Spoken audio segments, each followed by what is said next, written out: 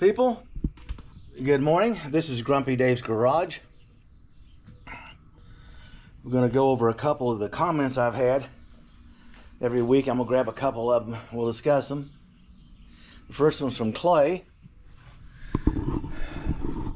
This is the rear end. Okay. This center line of the tire is basically what they call the tracking. Now the tracking on the MG is 49 inches, offset. Drum to drum is 52 inches from the outside of the drum to the outside of the drum, which is a measurement I work off of. Okay. Now the rear end I want is out of a Ford Maverick at a 52.5 drum to drum, according to what I've read.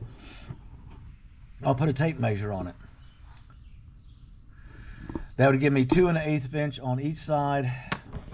Let's see if I got a little helper here. And your ideas are good. Don't take me wrong. I'm using a rear end out of a car that's heavier than the one I'm building to make sure it's got the braking capability, drum or disc, to apply the binders on this baby girl. Now, beautiful day. Got a storm. It destroyed my car cover. The car is full of water this morning. It's drying out right now. This next trip out, I'm going to pick up a tarp and some bungee straps, and I got a bunch of these blocks that I'm just going to go from hole to hole and just stretch a tarp over it and not worry about it. I can get a tarp for about 20 bucks. These $79 car covers on the cheap side.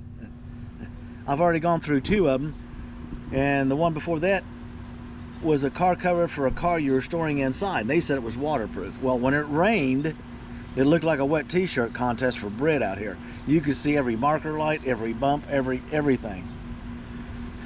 And when I pulled the cover back to dry it out, the car was full of water, but it had a pretty little cover on it. So here we go. Let's see if I can get this. Oop, not quite. Oh.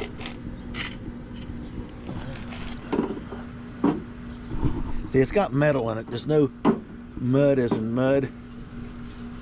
Just kind of rough, you can't clip it on there. So we'll just put it in the center, okay?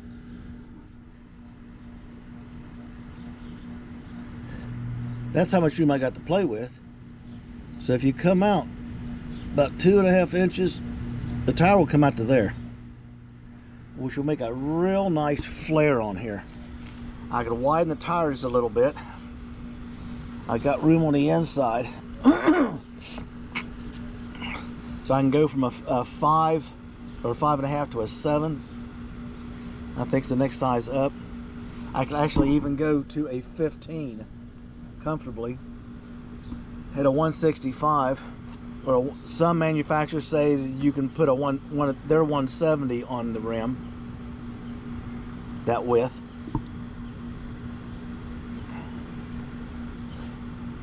So the brakes will definitely handle the job, drum or disc. So I'm going to avoid the cost if I can just change everything out.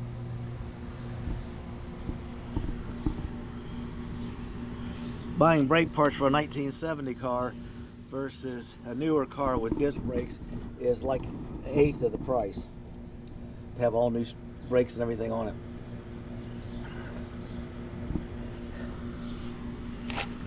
So that's what we're looking at, and I want to go down in person, not take somebody's online opinion. The stuff is posted on there because I'm getting some fluctuations in the number. I need to actually measure it underneath the car from drum to drum before I buy it.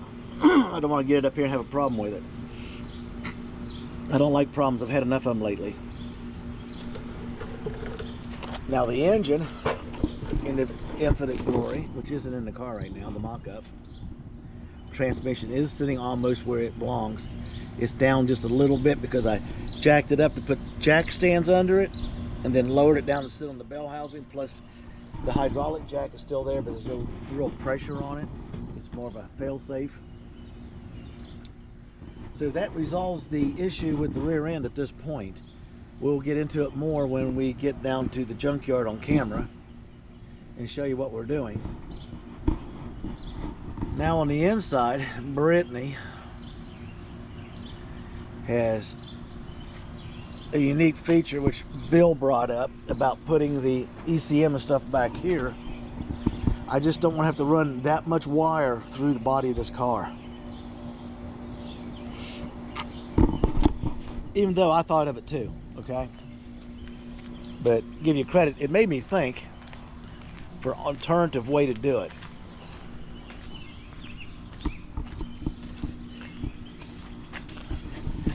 Because I got to get out of the engine compartment. There's another piece of steel.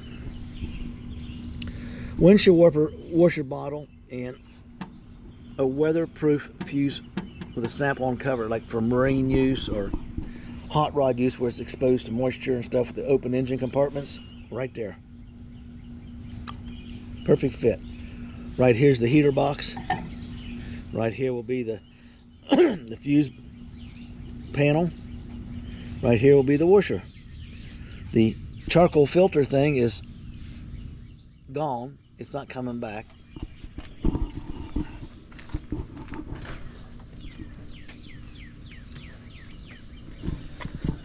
And right up here, out of sight, when the dashboard's in, I'm going to make a panel and put it in. Okay, clean it up nice in there. Put the panel in right here. Put that computer right there. Now it will have a standalone wiring harness. I got to change the harness, which I hate to do, I'll be honest with you. Okay.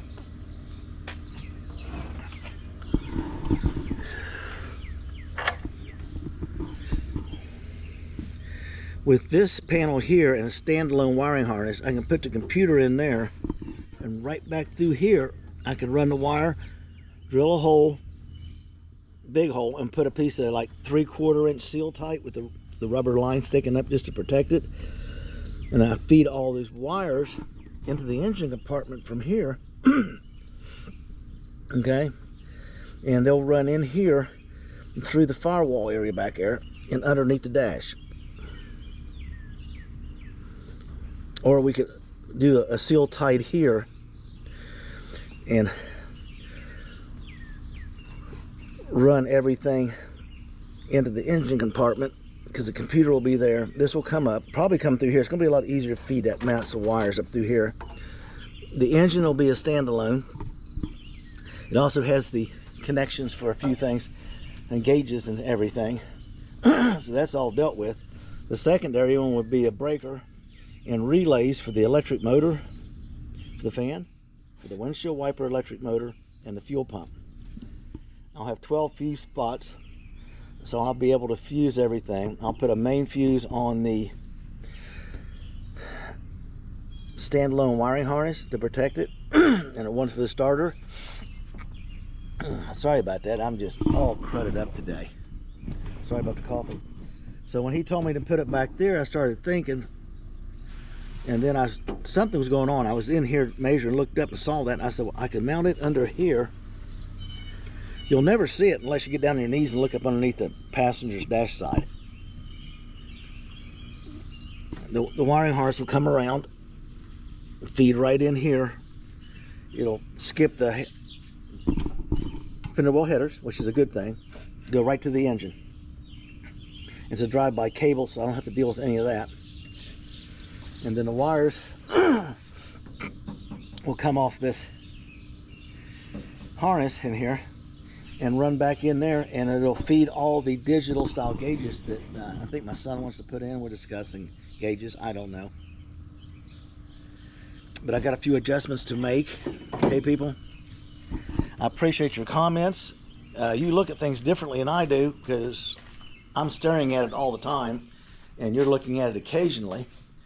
There's no dumb dumb comment to make. If it results to the car, like the one about putting the ECM and stuff back, which would be perfect, but the wiring would be a nightmare.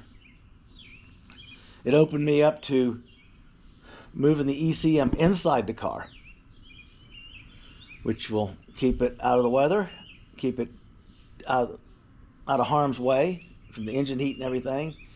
And then the wiring harness comes around, it'll just loop around. The standalone harness will be in there for the engine. It'll tie into that fuse panel right there.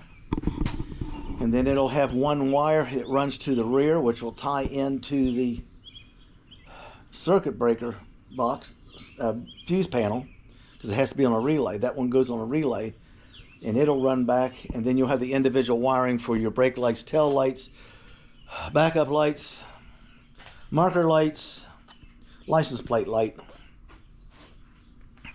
and all those wires will run back.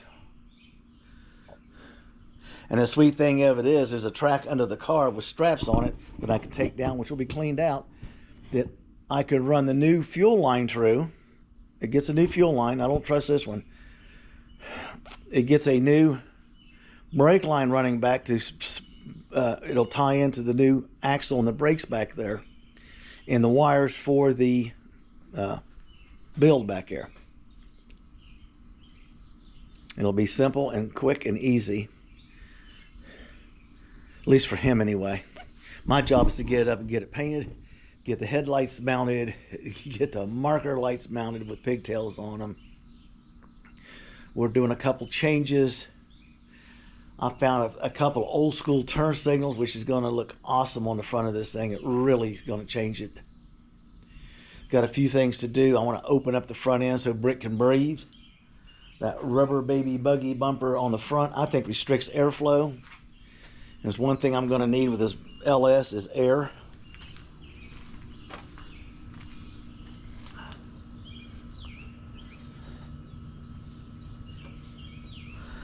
The radiator is the next fitment. The motor mounts are being built as we speak. My guy come over and says, "Damn, you got heavy enough steel, didn't you?" I said, "Well, it's what they had on sale, and I didn't want to have to weld a stiffener on it the way we're making the mounts." I said, "This will be perfect." He said, "Okay." He said, "I know why you want me to take it home, stick it on my big drill press." I said, "Yeah." I said, "Make it happen." So he's working on that today. I'll be working on the tubes shortly, people. The tubes for the motor mounts and stuff, and we'll go through that here shortly as we get them prepped and ready. So people, this is just a howdy do.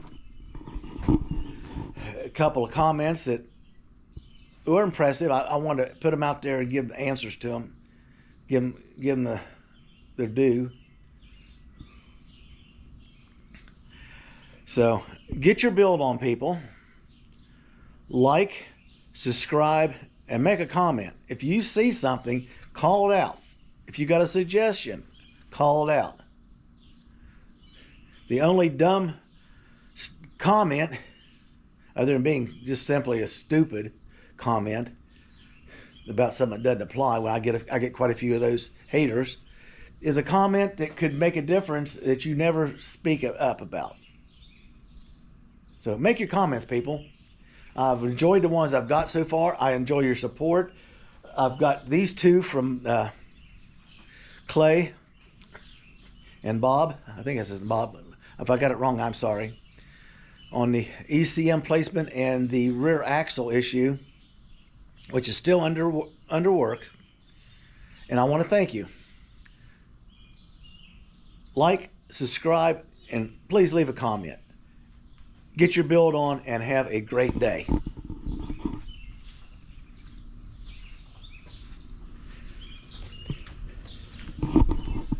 Boy, the storm did me some damage. I get it dried out and cleaned up.